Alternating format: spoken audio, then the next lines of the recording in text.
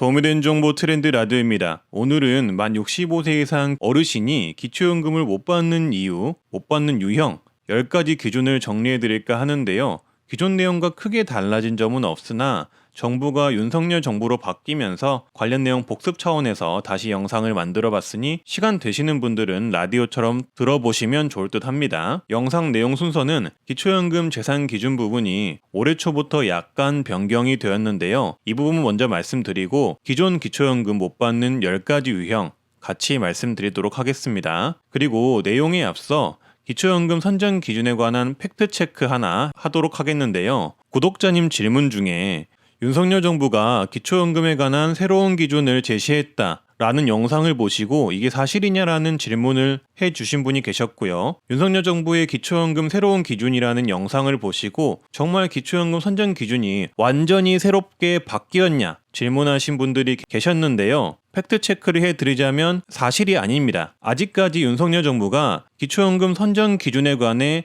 언급한 적은 전혀 없었고요. 관련 공약 내용에도 없었습니다. 따라서 선정 기준도 변경하지 않았습니다. 그래서 기존 2022년 기초연금 기준에서 바뀐 내용이 전혀 없으니 혹시나 그런 영상이나 블로그를 보신다면 꼭 조심하시길 바라겠습니다. 그리고 2022년 들어서면서부터 기초연금 선정과 관련해 올해 달라진 점은 재산 부분과 관련해 특례시 적용과 기초연금 선정 기준의 인상이 있습니다. 특례시 적용은 기초연금을 못 받는 이유라기보다는 받을 수 있는 유형이 늘어난 내용인데요. 간단하게 말씀드리자면 특례시가 수원시, 고양시, 용인시, 창원시로 2022년에 적용이 되면서 해당 시에 거주하시는 분들은 기초연금 재산 선정 기준이 완화가 되었습니다. 따라서 이 특례시에 거주하시면서 재산 기준 때문에 기초연금을 못 받으셨던 분들은 이번에 재신청을 한번 해보시는 게 좋다 이렇게 생각을 하시면 되겠고요. 그리고 인상된 기초연금 선정 기준액은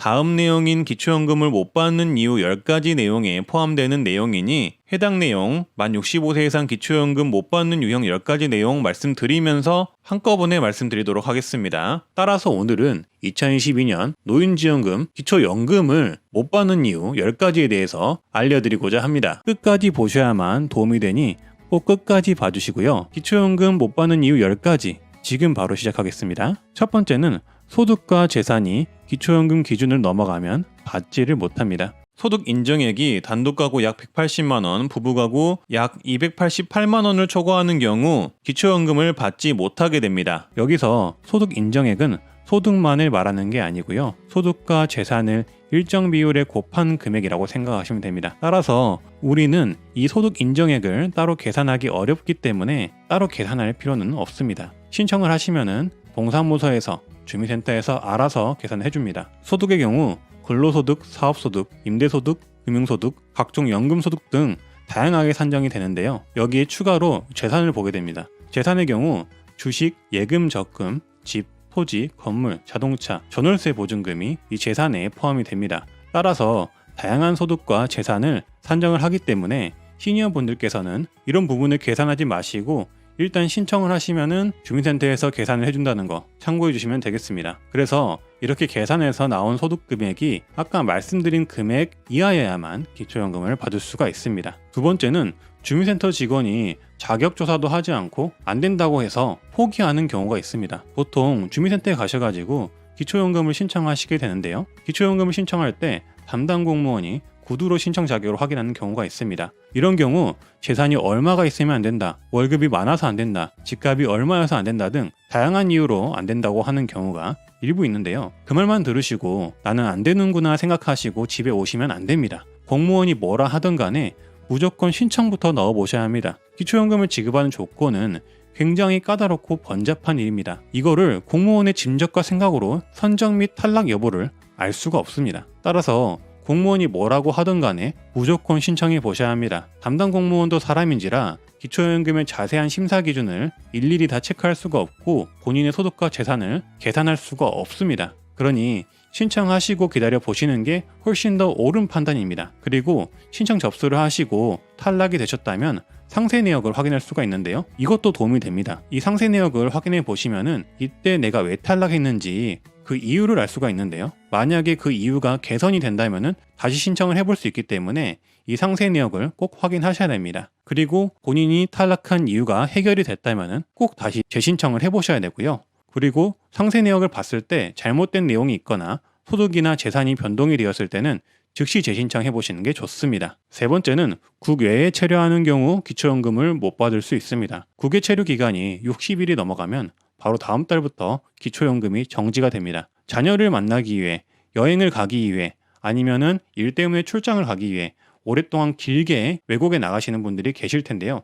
이럴 경우 기초연금을 못 받습니다. 참고해 주시고요. 네 번째는 기초연금을 언제 받는지, 언제 신청을 하는지 몰라서 못 받는 경우도 있습니다. 기초연금은 만 65세 생일이 속한 달에 전달 1일부터 신청하실 수가 있는데요. 올해 생일이 10월 11일인 경우 이 생일 전달인 9월 1일부터 신청이 가능합니다. 하지만 대부분이 내용을 모르셔서 이 신청 일자를 모르셔서 몇 개월 뒤인 12월이나 다음에 1월, 2월, 3월 이때 신청을 하시는데요. 이 경우 신청하지 않은 기간 동안 기초연금은 받지 못합니다. 말 그대로 신청주의이기 때문에 본인이 챙기지 않으면 국가에서도 챙겨주지 않습니다. 그래서 본인의 생일이 되기 전에 꼭 이 기초연금부터 신청을 해주시길 바라겠습니다. 다섯 번째는 국적이 대한민국이 아니고 대한민국에 거주하지 않는 경우 못 받습니다. 기초연금은 대한민국 국민만을 위한 연금입니다. 따라서 대한민국 국적이 필수라고 생각하시면 되겠습니다. 그리고 여섯 번째는 고급 승용차가 있는 경우 못 받을 수 있습니다. 배기량 3000cc 이상의 차량가액 4천만 원 이상의 고급 승용차나 이륜차 즉 오토바이를 소유한 경우 차량가액 100%를 반영하기 때문에 기초연금을 못 받는 경우가 생길 수가 있습니다. 어떻게 보면은 기초생활수급자가 차량 때문에 생계급여를 못 받는 사례와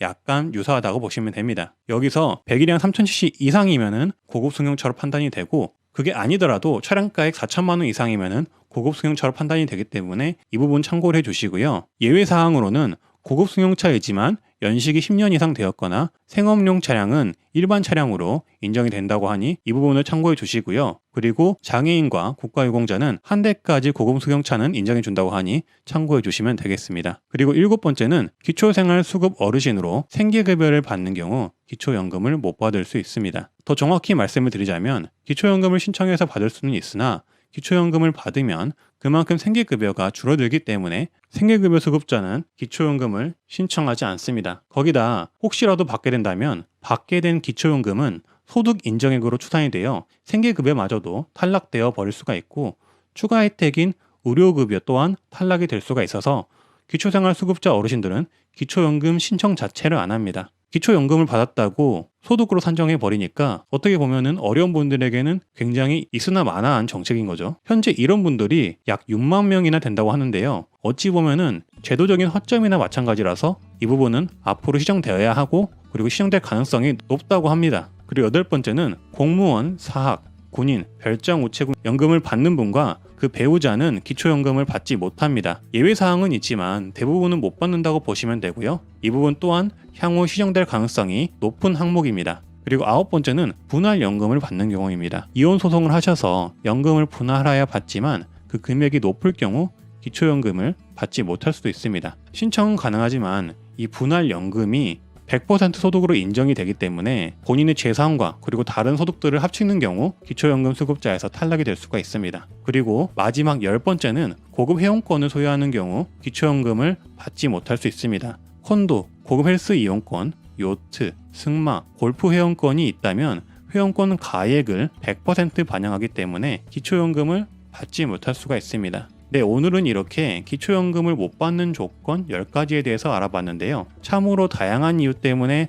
많은 어르신들이 기초연금을 못 받고 있습니다. 그리고 이런 정책들은 한편으로는 조금 아쉬운 생각이 듭니다. 그리고 정말 강조해서 말씀드릴 게 하나가 더 있는데 영상을 보시고 기초연금을 못 받는 조건 10가지에 해당이 되지 않으신다면 꼭 주민센터 가셔서 기초연금을 신청하시길 바라겠습니다. 저번에 신청하셔서 탈락하셨다면 재신청을 꼭 다시 한번 해보시길 바라겠습니다. 그런 분들은 기초연금을 재신청하시면 다시 받을 수 있는 가능성이 높은 분들이기 때문에 꼭 신청해 보시길 바라겠습니다. 앞으로도 이렇게 돈이 되거나 도움이 되는 정책을 말씀드리는 트렌디 라디오가 되겠습니다. 구독과 좋아요, 알람 설정 해주시면 감사하겠고요. 다들 좋은 하루 되시길 바라겠습니다. 감사합니다.